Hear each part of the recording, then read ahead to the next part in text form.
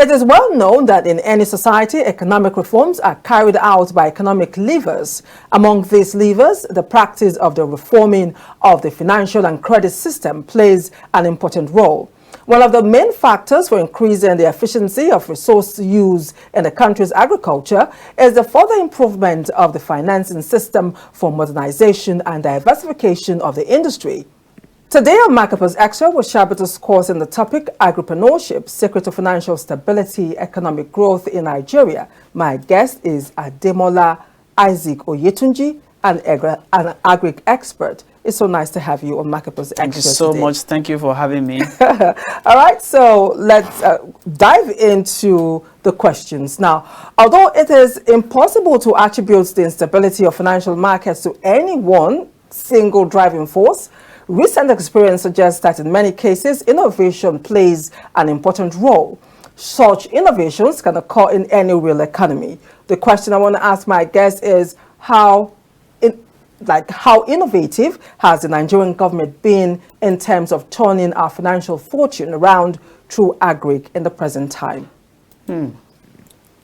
Well, the role of government in agribusiness, if I want to simplify your question, government is actually putting a lot of efforts in place, trying to do a couple of things, delving into agriculture and the value chain, just to have a better economy.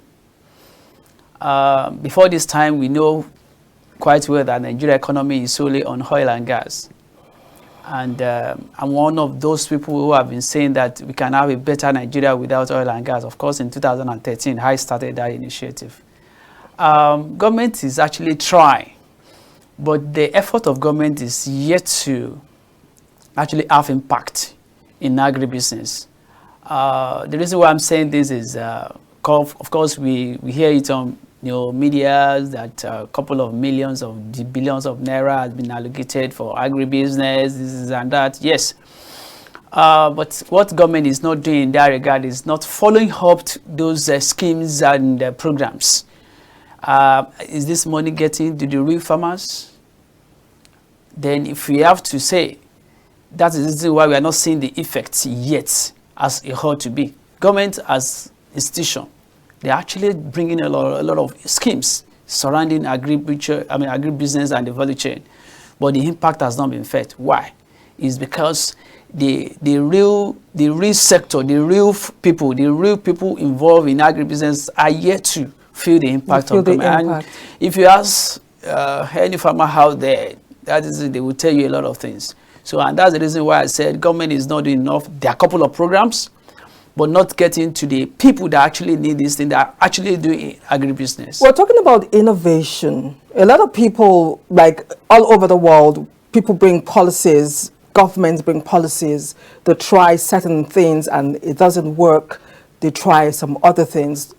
Let's take an example, Israel, that tiny nation, very tiny, even when you look at it in the map, on ground, that is a desert. Yeah. But when you say they've been able to innovate and come up with different ways to ensure that food and everything enjoyed anywhere else in the world is even done more in that desert that they find themselves.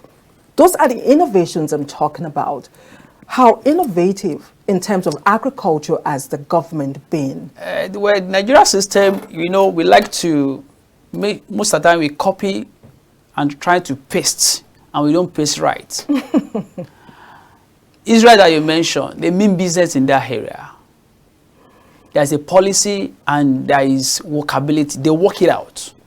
But here you see a lot of billions of naira has been allocated for agribusiness. A lot of innovation. We have brains. We have brains in Nigeria that can turn things around. We have a couple of mechanized equipment that is manufactured here in Nigeria. Value addition to agribusiness. Agricultural produce. But Israel, you just mentioned about a desert, right? But they get best of fruits. They don't even eat. They are even exporting to other surrounding nations, right? From that desert. From that desert. How did they turn it around? That's another. Let me That's not innovation go. we're talking That's about. innovation we are talking about. But Nigeria, we try to innovate on paper, but in reality, because if you want to do that, a lot of money has to be. I mean, that means they've turned that desert to a fertile land. How? Irrigation and a couple of things. If I speak to you today, cost of irrigation is not something that somebody who is coming out to be, to be an agripreneur, maybe out of school, and it's not, or greenhouse we're talking about, it's not something that, but if government means business of agribusiness and they know that we need to be full secure, there will be a couple of monitoring evaluations to all those schemes or those innovations that say their policy. So their policy, their programs, but how effective is it? And we are asking. As a matter of fact, I challenge a couple of agencies of government in this regard. I said, would you people not do evaluation of your programs? And they were like, they themselves, they are like, because they could not. So you understand? They couldn't give you an answer. An answer. So they have policies, but are we serious about implementation? Is the problem. That's why I said the language I use. We copy a lot of things, but you don't copyright. Now, let's take a look at the population of Nigeria. We're over 200 million, and we're counting. We're talking about innovation and implementation. Are you saying, in your own opinion, does the government of Nigeria have a plan for the people in terms of food? In terms of food security and security? From your own view? From my own view, government have plans. And I want to say quite well, like I mentioned, it's not as if there is no plan. Of course, we have agribiz loan, we have different loan scheme, we have all of different, in the value chain, even value addition, this is and yes. But I want to see how evaluation team, a task force can be set up to monitor and see to that these schemes, this policy is actually implemented to later. So so for me, for now, we are not serious in the area of food security. You know why I said so? We are not producing enough. We are not producing enough. And if care is not taken, the level of our population is increasing by, the percentage on a yearly basis. In a couple of years to come now, if we are not careful, of course we have malnutrition in some part of the country. Already. So that's to tell you what is to come. So, and when we are not food secure, a lot of crimes to come. A lot of issues to come. Food security we are talking about. Food first. Every other thing comes after. So, Nigeria as a country, I would say there are programs, but the implementation is the problem, and that has never been the problem. So for we, the farmers, we are not seeing the government in this direction yet. We are not seeing them yet. We are not feeling it yet. Though there are programs, on media, there are programs on paper, but implementation to later to get to the is a big problem. Is a big problem. Yeah. Indeed, I agree, with much of what you've said. Now, creating a favorable agribusiness climate and added value chain, providing for the widespread introduction of market principles in the purchase and sale of agricultural products, the development of a quality control infrastructure, the promotion of exports, and the production of high-value added agri-food products competitive in the target international markets are the hallmark of progress in agriculture. I want my guest to tell us how he thinks we can actually revive the heydays of quality control in Nigeria. See, the question is how we can revive. It just be more serious. As a government, we have to be more serious. And there must be a deliberate attempt to really address the issue. See, if we are not food secure, quite well, because a couple of things we import. I mean, food item, we still import. And these are things that we can produce locally. So if we are not addressing that issue, we have more challenge. And that's the reason why you could see that the exchange rate is just, is jumping. It's not running, it's jumping. And because if we import more than what we are not even exporting anyway, though quite a number of efforts is being put in place in that regard. But what do we need to export? Are we even having enough than to say we want to export. Even when we want to export, we even export raw and import the same thing. We export the raw, like cocoa bean. We export cocoa bean. We import chocolate. So there must be a deliberate attempt. Now, in some country now, there are things that you can't export.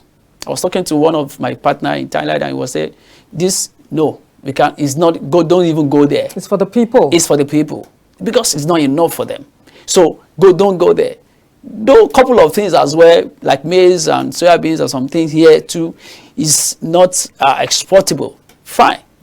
But are we doing enough even at that? That's a big question. We'll answer that question when we return from our break. We need to go on a short break. And when we return, my guest will be telling us more about the situation on ground. Stay with us. I'll be right back.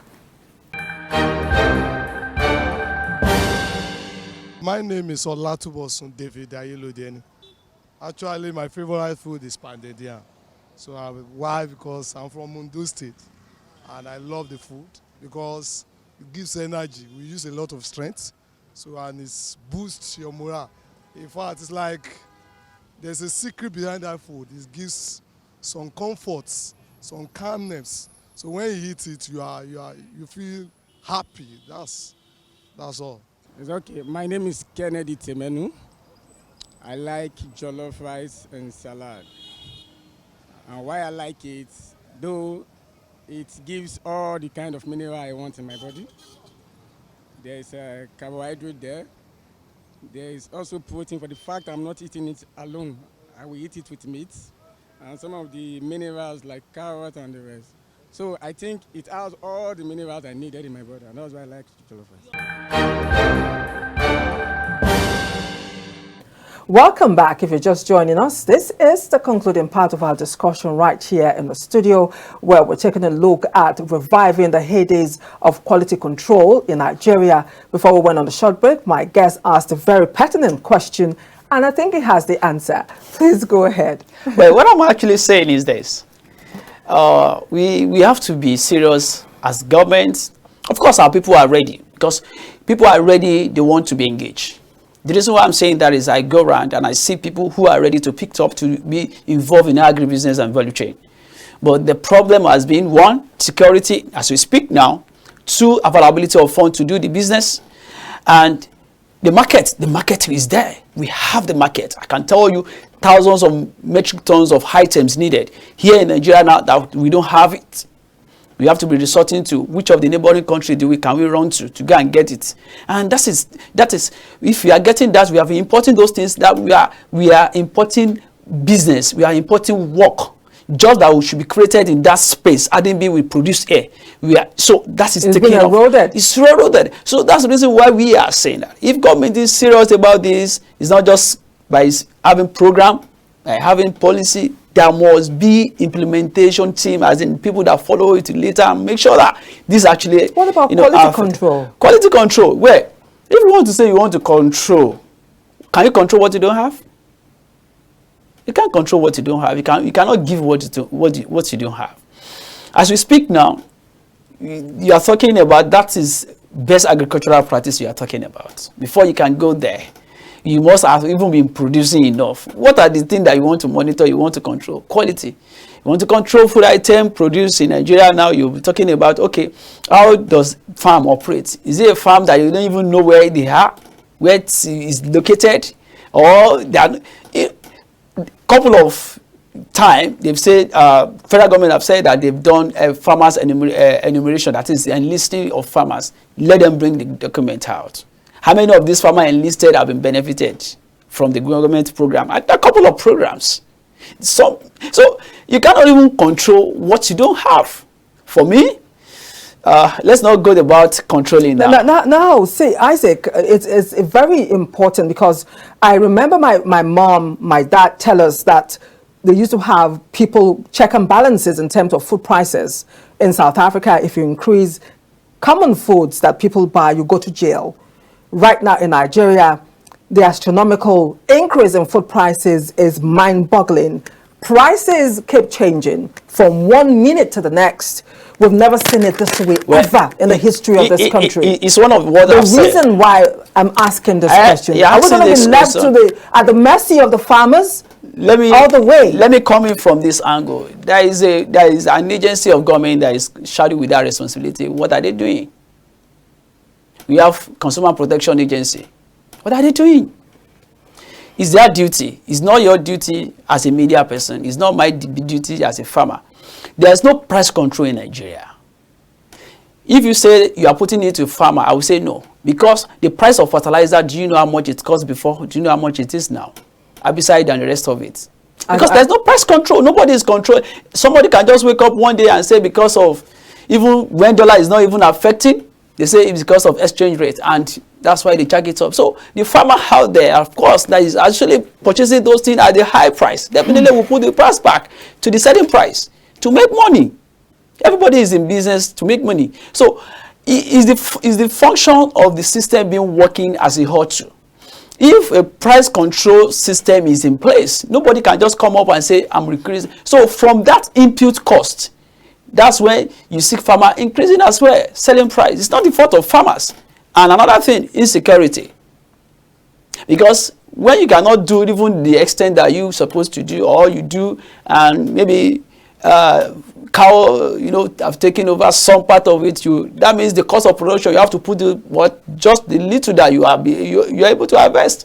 So what are we talking about? Prices go up. Yes. Now, one of the main factors for increasing the efficiency of resource use in the country's agriculture is the further improvement of the financing system for modernization and diversification of the industry. As an expert, could you give us some secrets for financial stability and economic growth in agriculture in Nigeria? Well, like I said, said, Nigerian factor into play.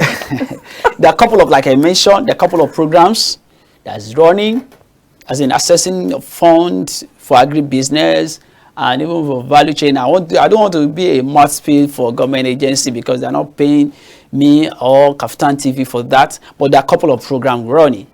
But like I mentioned, that's my opening remark, that implementation. Are these people getting it? If they are getting it, how?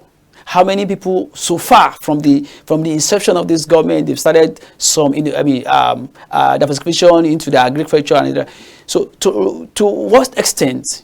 How many people have benefited from it? How many of them are real farmers? How many of them are just farming on paper, on internet? So they are supposed to be, check and balance with this. I mean, there are a couple of programs. I'm not disputing that. There are a couple of programs, but how well is this program affecting? Now, beyond government program, what techniques can Nigerians use Nigerian farmers use to improve productivity, as it were? That is what I want you to do for us. Some secrets for financial stability. Yes. The thing as a farmer, farmers. There are a couple of ways. One of it is cooperative. Okay. Which I have one that I had. But the thing is, even the cooperative, how well are the cooperative cooperating? Lack of trust here. So, and you say Nigeria factor. So, cooperative achieve a lot of results in some advanced, country. So, if farmers can come together in groups and reason and forge ahead, of course, that's actually what we are actually doing now, and we are achieving some level of results. So that's the best way, because you know yourself. You wanted to do something, you contribute together, you achieve that result together, and you share the benefits, joint and several. That's the way. Financial institutions as well in Nigeria, in some years back, they don't even want to hear anything agri. But now they are coming with some innovations now. I don't want to speak for some financial institutions as well. There are a couple of financial institutions that we are talking to. Some of them are coming up with not even federal governments aligning with federal government program. They are doing their own, and which is very, very good. Some of it people will soon see something like that coming up. In a couple of months to come now. Okay. So there are a couple of programs like that. But like I said, we need to be serious about whatever you want to do. And as a farmer, you need to belong to a group of farmers who, of course, you can reason together in your locality. So you can reason together, you can synergize together, you can contribute together, then you can achieve results together. That's what we are talking about. So in that regard, a couple of results has been achieved, more to be achieved. Will be achieved. Now, that is very, very interesting. Of course, increasing agricultural production and meeting the needs of our people for environmentally friendly products is one of the pressing problems. So one of the main factors is the financial support of producers to increase agricultural production. It is very important that you get together as a group of farmers, create bodies so you can put the monies together and drive your dream. I want to thank you so much for being on Marketplace Extra, and I hope to see you again as we rub minds on issues and as you give us solutions to some of them. Thank you so much. Thank you so much for having me. And to you, don't go anywhere. When I return, I'll be coming to say my formal final bye-byes. Stay with us.